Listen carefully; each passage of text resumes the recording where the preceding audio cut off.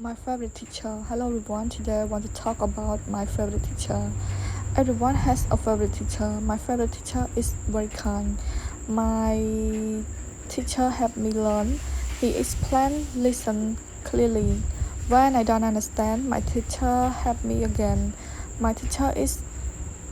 active and calm. He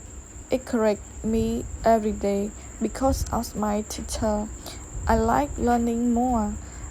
A good teacher is important. I am thankful for my teacher. Thank you for listening. គ្រូបង្រៀនដែលខ្ញុំចូលចិត្តសួស្តីដល់អ្នកនាងខ្ញុំចង់និយាយអំពីគ្រូដែលខ្ញុំចូលចិត្តទាំងអស់គ្នាប្រកាសជាមានគ្រូដែលខ្លួនឯងចូលចិត្តហើយ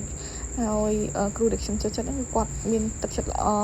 ហើយគាត់តែងតែជួយខ្ញុំនៅក្នុងការរៀនសូត្រគាត់តែងតែបញ្យល់មេរៀនយ៉ាងច្បាស់ឲ្យខ្ញុំហើយនៅពេលដែលខ្ញុំបញ្យល់គាត់តែងតែព្យាយាមបញ្យល់ខ្ញុំម្ដងហើយម្ដងទៀតគ្រូបង្រៀនរបស់ខ្ញុំប្រៀបដូចជាអ្នកព្យាបាលជំងឺដ៏ស្ងប់ស្ងាត់ម្នាក់គាត់តែងតែលើកទឹកចិត្តខ្ញុំជារៀងរាល់ថ្ងៃពីព្រោះគាត់គឺជាគ្រូរបស់ខ្ញុំខ្ញុំចូលចិត្តរៀនអ្វីថ្មីជាច្រើនជាមួយនឹងគាត់គ្រូបង្រៀនរបស់ខ្ញុំគឺគាត់ដើរតួយ៉ាងសំខាន់ខ្ញុំពិតជាអរគុណខ្លាំងណាស់